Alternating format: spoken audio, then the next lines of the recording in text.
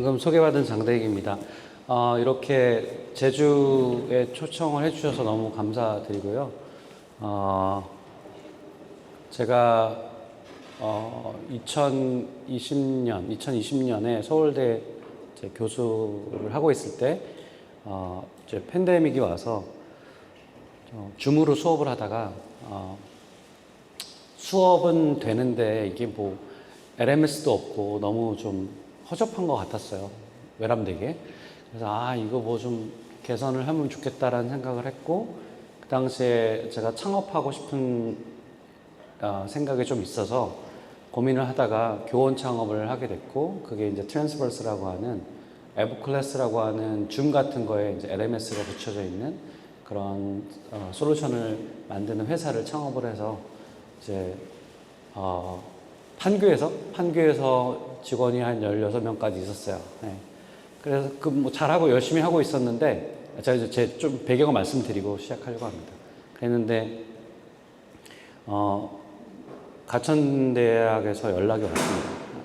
그 가천대 창업대학을 2022년에 이제 가을에 만들려고 하는데, 거기에 좀 와줄 수 있느냐. 그래서 저는 당연히 그때는 노였죠. 왜냐면 제가 가천대 연구가 있는 것도 아니고, 저는 서울대에서 테니어도 받았고, 그러니까 뭐 저는 그냥, 재밌게 살 수 있는데, 물론 이제 창업을 해서 되게 새로운 세계로 들어왔지만, 그런데, 되게 그게 계속 질문이 남았어요. 창업을 하지만 창업을 또 가르치는 건 또 다른 건데, 당신이 해주면 좋겠다. 되게 잘 어울리는 것 같다. 그래서 이제 고민하다가, 또 그 중간에 우리 코코넷 스쿨이라고 하는 게 저희 학교인데요. 그 창업대학인데, 코코넷 스쿨의 코코넷라는 회사의 창립자이신 그 천양현 회장님, 저랑 굉장히 가까운, 뭐 제가 창업하기는 거를 독려하셨던 분입니다. 저희 멘토라고 할 수도 있겠죠. 그분이 이제 적극적으로 또 추천을 하셔서 제가 고민 끝에, 사실 고민 조금 한 일주일, 2주일 정도 하고 가게 됐습니다. 그래서 지금 2년이 지났고요. 그래서 뭐 어떻게 보면은 미러는 끝났어요. 처음에 올 때 막 뭐 이런 거 있잖아요. 근데 끝났고, 그리고 이제는 진짜 본질로 확 들어왔고, 그래서 지금은 이제 제가 앞으로 뭘 하고, 지금 뭘 해왔고, 2년 동안 뭘 해왔고, 앞으로 어떤 걸 향해 가는가라는 얘기를 가지고 승부를 해야 되는 그런 상황이고, 저도 그래서 되게 진지하게 이 일을 하고 있습니다. 저는 오늘 우리 인생의 N번째 기업가적 전환을 위한 청년 창업 비전이라고 하는 조금 거대한 제목의 말씀을 좀 드리려고 합니다. 그리고 저희 가천 코코넷 스쿨의 생각이라는 표현에 있듯이 저희가 2년 동안 뭘 향해 왔는지, 또 앞으로 뭘 향해 가고 싶은지를 좀 얘기하려고 해요. 그래서 제 강의는 이 코코넷 스쿨의 어떤 경험이라기보다는 제가 생각할 때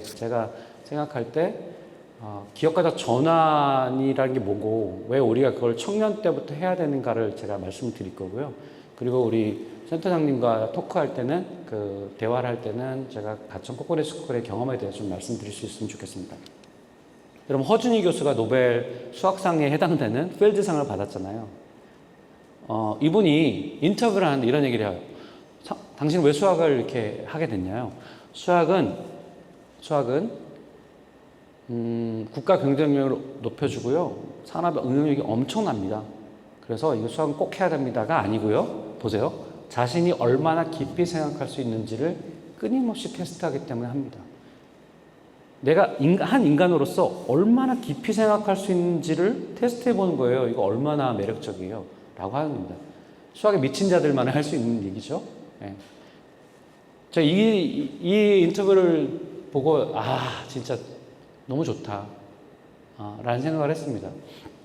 왜 노벨상이나 필드상 받으려면 이제 시차 때문에 미국에 있어도 전화를 받으면 새벽이란 말이에요. 수당 소식 듣고 나서 자고 있어서 아내를 깨워야 될지 말아야 될지 그래서 깨웠다는 거예요. 그랬더니 아내가 일어나니, 그럴 줄 알았어. 잠이나 자. 이랬다는 거예요.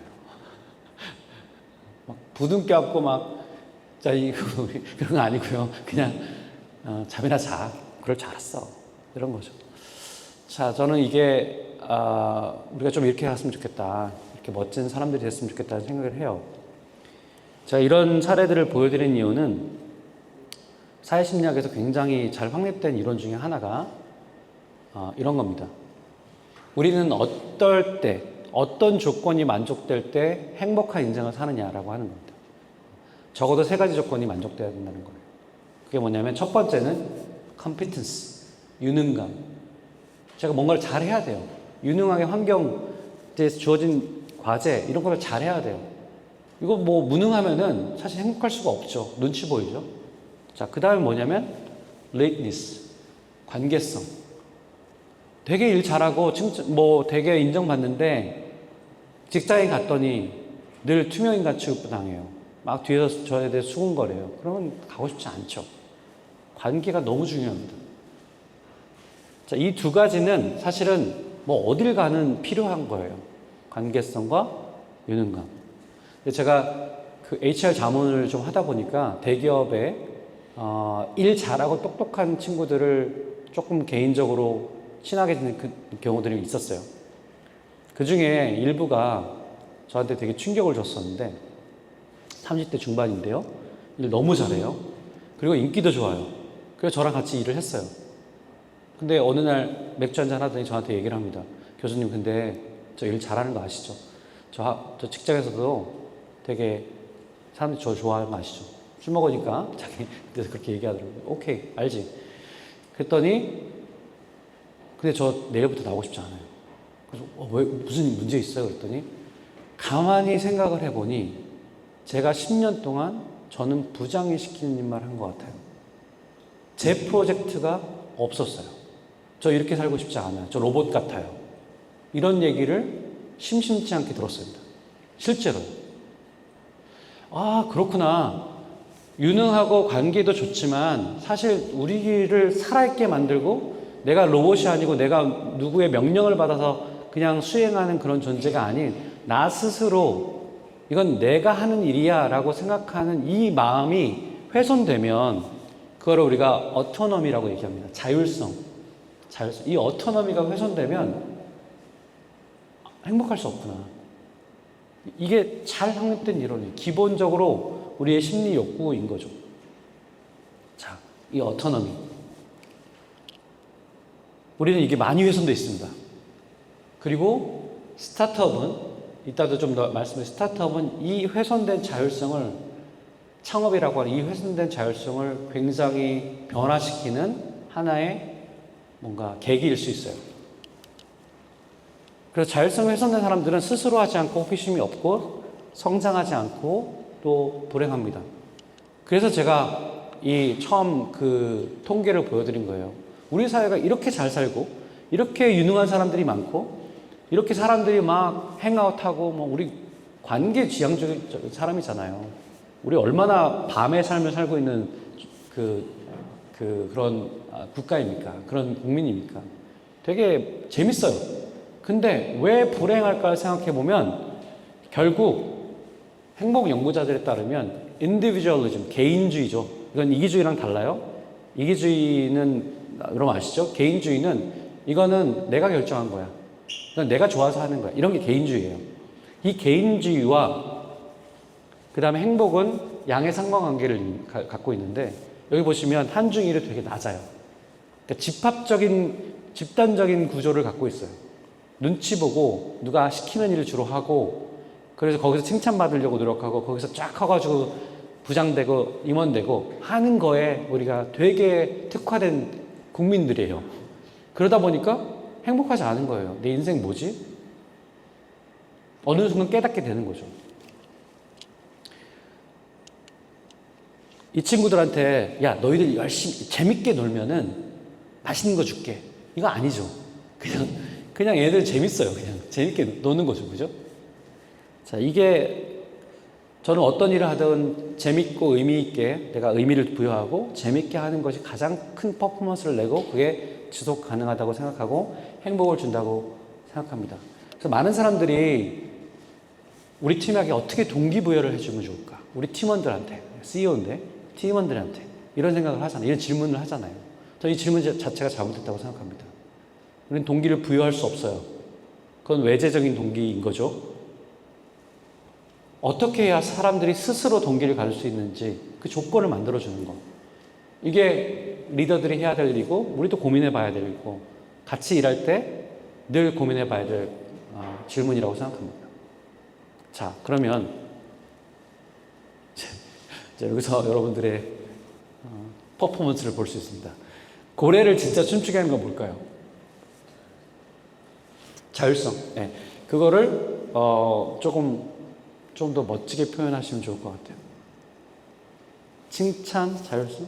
칭찬은 아니라고, 칭찬은 아니죠? 칭찬 아니죠? 그럼 뭘까요?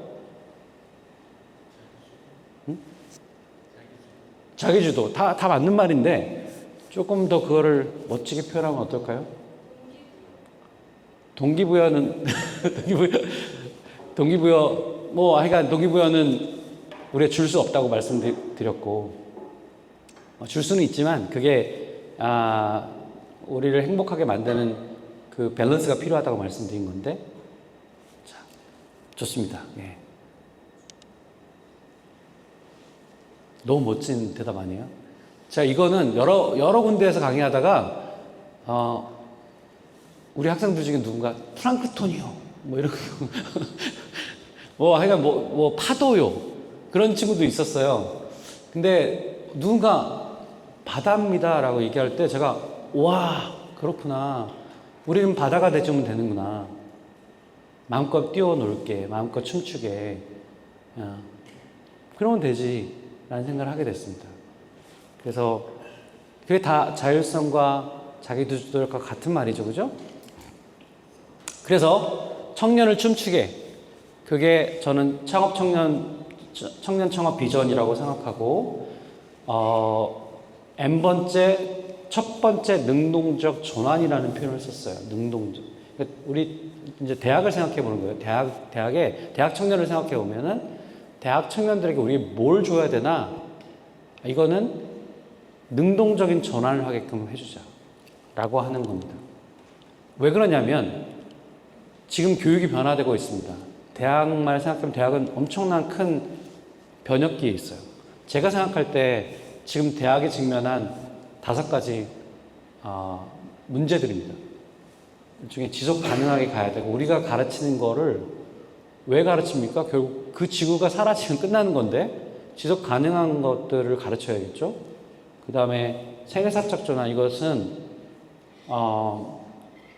우리가 20대 초반에 주로 교육을 하는데 이 교육은 평생을 가야 된다는 얘기를 하는 거예요.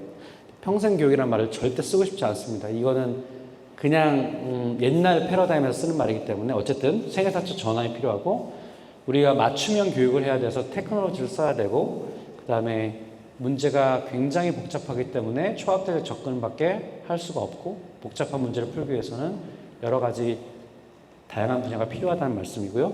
5번째가 기업가적 전환인데, 대학이 기업가적 전환을 해야 되는 얘기예요. 자, 이거 얘기를 좀 해보려고 합니다. 첫 번째, 생애사적 전환은, 자, 저는 진화학자인데요. 진화학자가 보면은 지금의 교육제도가 너무 이상해요. 왜냐하면 20세까지 주로 교육에 모든 예산을 투입합니다. 인류가. 근데 그 세팅은요, 500년 전, 1000년 전에 만들어진 세팅이에요. 평균 수명 40세일 때. 근데 지금 어때요? 건강하게 80세를 삽니다. 2배가 늘어났어요. 그러면 이 교육의 예산을 얼로케이션을 다시 해야 됩니다. 근데 우리는 어떻습니까? 여기서 그냥 더 막 꾸겨넣어요. 교육 예산의 대부분 99%는 아마 여기 있을 거예요.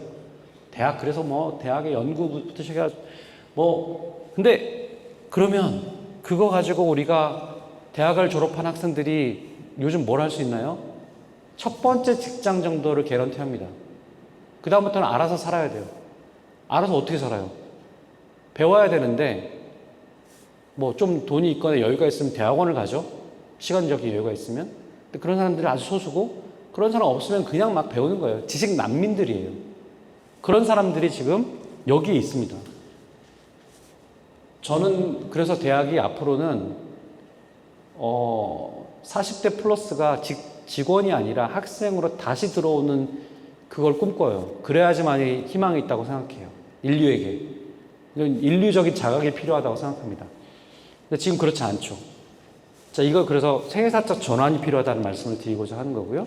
그런 관점에서 보면 대학은 역사의 산물입니다. 대학은 우리가 만든 거예요. 대학이 원래 이런 거 없습니다. 보세요. 교육으로 시작했죠. 그 다음에 한 200~300년 전쯤에 훔볼트 대학에서 연구가 들어왔어요. 이제 좋은 대학은 뭡니까? 연구 중심 대학이에요. 왜 하버드가 1등 하느냐? 연구를 잘하기 때문이에요. 연구가 모든 거의 랭킹에 가장 중요합니다. 근데 전 그게 틀렸다라기보다는 왜 연구하는데? 왜 교육하는데? 그리고 우리 인류가 살아가는 데 있어서 이 변화를 어떻게 교육이 서포트 해줄 건데? 라는 고민을 하면 저는 창업이 들어올 수밖에 없다고 생각해요. 그리고 인생의 재창업. 이거는 40대 플러스를 위한 거죠. 이게 대학의 방향이라고 생각합니다. 앞으로 그렇게 갈 거라고 저는 확신해요. 왜냐하면 대학은 문제를 풀어야 되기 때문에, 이 사회의 문제를 풀어야 되기 때문에. 그러면 이 창업이 그냥 대학에 지금 창업, 여기도 지원자도 오셨지만 사실 대학의 창업이라는 게 대학의 랭킹을 높이기 위한 지수들이거든요. 그게 본질이 아니에요. 근데 우리는 이제 본질적인 접근을 해야 된다고 생각합니다. 대학은 이제 청년들이 능동적으로 자기 프로젝트를 만들고 함께 이 사회의 문제를 함께 풀어보고 그게 서스테이너블해지고 그래서 돈을 벌 뿐만 아니라 사회의 가치와 연결되는 그 작업을 할 수 있게끔 준비해주는 그 기관, 그게 대학이 되어야 된다고 저는 생각해요. 이런 거죠. 청년들에게 도전해 볼 수 있는 인큐베이션 장을 만들어줘야 된다. 그게 대학의 기업가적 전환입니다. 대학이 기업이 되라는 뜻도 아니고 대기업이 필요한 사람들을 길러내는 것도 아니고 지금 취업이 그렇죠. 취업에 지방에 있는 모든 대학들은 다 취업에 목숨 걸고 있거든요. 그 이유는 뭐냐면 대학을 그렇게 정의하는 거예요. 기업에 인력을 제공한다. 근데 그러면 대학은 그냥 40세까지의 인생에 대해서만 얘기하는 거거든요. 그게 아니고 어떻게 하면 자기 스스로 문제를 발굴하고 팀빌딩을 해서 그 문제를 해결할지에 대한 경험들을 해보는 장으로 만들어줘야지 이게 첫 번째, 두 번째, 세 번째, N번째 창업을 할 수 있는 그 씨앗을 주는 거죠. 그게 대학이 해야 될 일이라고 저는 생각하는 거예요. 그래서 왜 창업하는 것도 우리가 고민을 해봐야 된다라는 거고, 그래서 그게 첫 번째, 제가 왜 기업가적 전환을 능동적 전환한다고 표현했냐면 특히 우리 한국 사회는 여러분 고등학교까지 기업가적인 정신을 발휘할 수 있을까요? 없어요. 초등학교 정도에서 배울 정도? 그 다음부터는 다 입시 모드로 들어갑니다. 자기는 한 번도 대학에 들어온 청년들 중에서 거의 어떤 사람들도 내가 스스로 뭔가 문제를 발굴해서 풀어보고 그것에 대한 어떤 경험이 있느냐? 없어요. 없어요. 대학은 그럼 그걸 줘야 된다고 말씀드린 거잖아요. 그럼 대학은 그걸 주냐? 안 줍니다. 대학은 입사 공부를 시키는 거죠. 그러면 대학 때까지 한 번도 자기의 기업가적 전환을 경험한 적이 없는 사람이 50대에 은퇴하고 나서 할 수 있는 일이라는 것은 치킨집밖에 없는 거예요. 새로운 기업가적 전환을 가지고 인생과 사회 문제를 풀 수가 없는 거죠. 길게 봐야 된다는 거예요. 그게 생애작적 전환입니다. 자, 그리고 또 한 가지, 팀빌딩. 팀 경험은 왜 중요한가? 청년들한테는 소속감이 정말 중요합니다. 우리 어린 아이들은 소속감이 필요 없어요. 5살 아이들은 그냥 엄마, 아빠가 소속감이에요. 전부예요. 근데 지금 이제 메슬로우 욕구 피라미드를 제가 그려놓고 이게 틀렸다는 거 표현하려고 했는데 지금 PDF로 잘 안 보이는데 생리적 욕구, 안전의 욕구, 사회적 욕구, 그 다음에 뭐죠? 무슨 욕구죠? 인정의 욕구, 그 다음에 여기 다 하나가 있는데 자아실현 욕구 있어요. 이게 왜 틀렸느냐? 논리적으로 보면 그럴듯해요.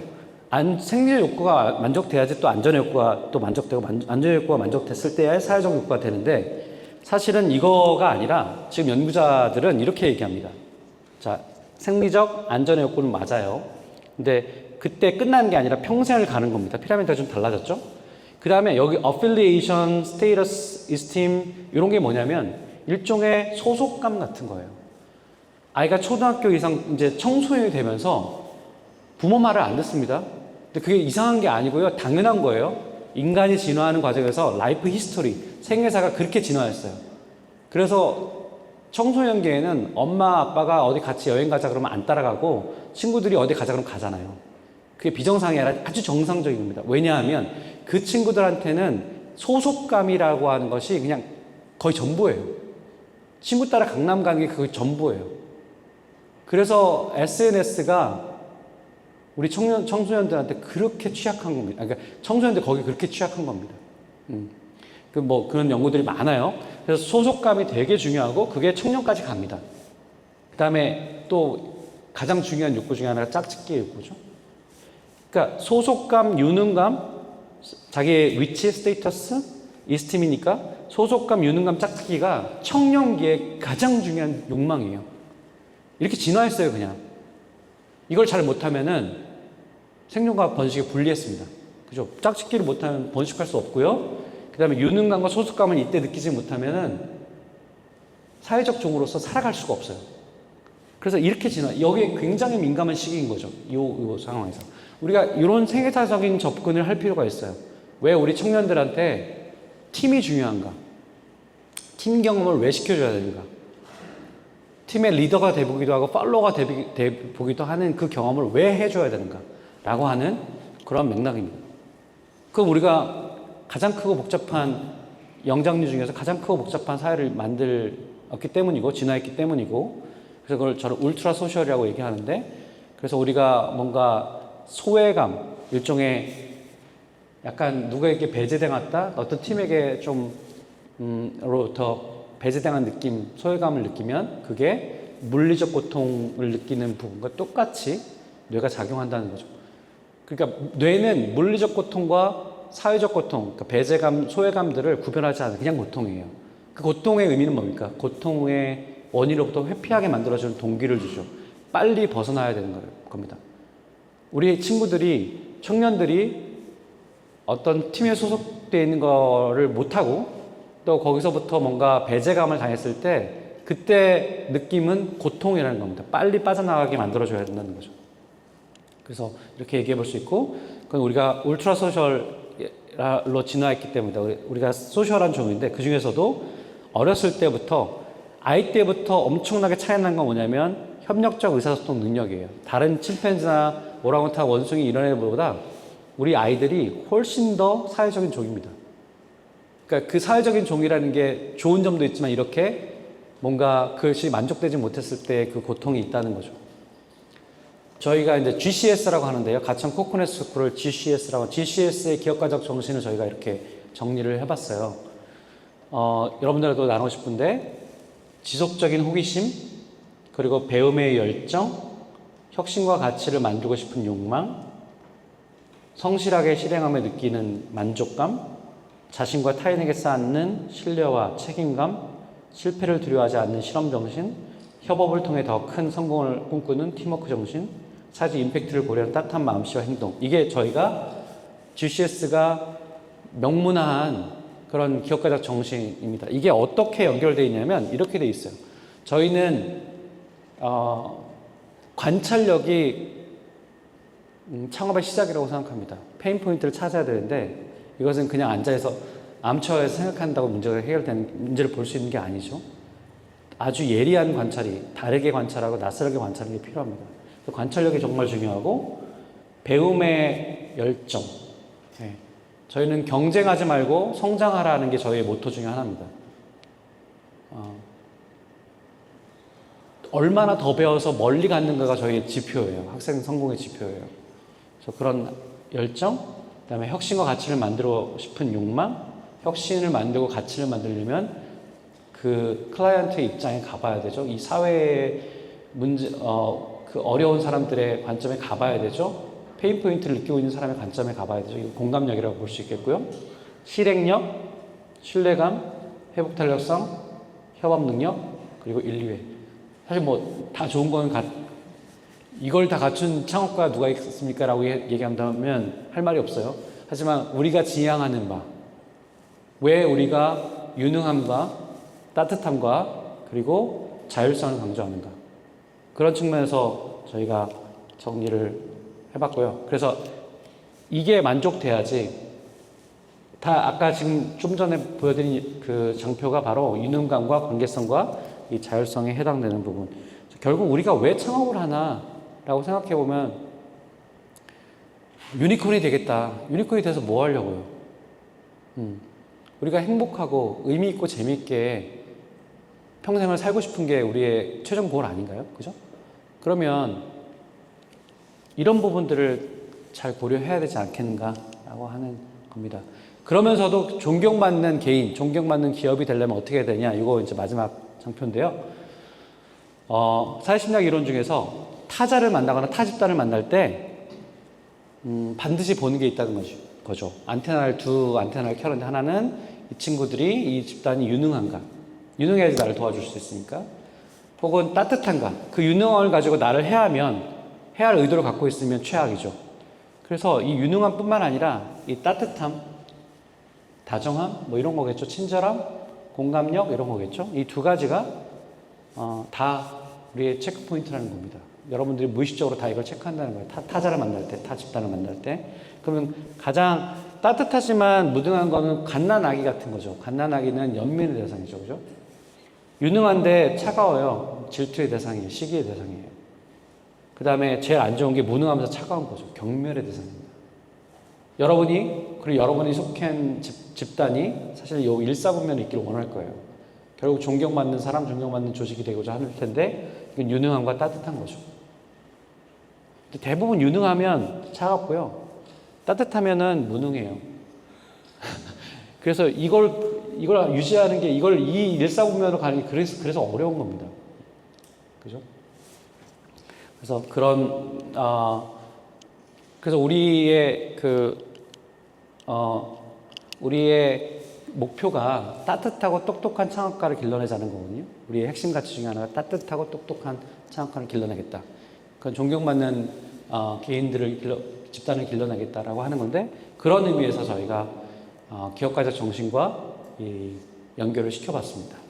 자, 여기까지 제가 오늘 말씀을 드려봤습니다.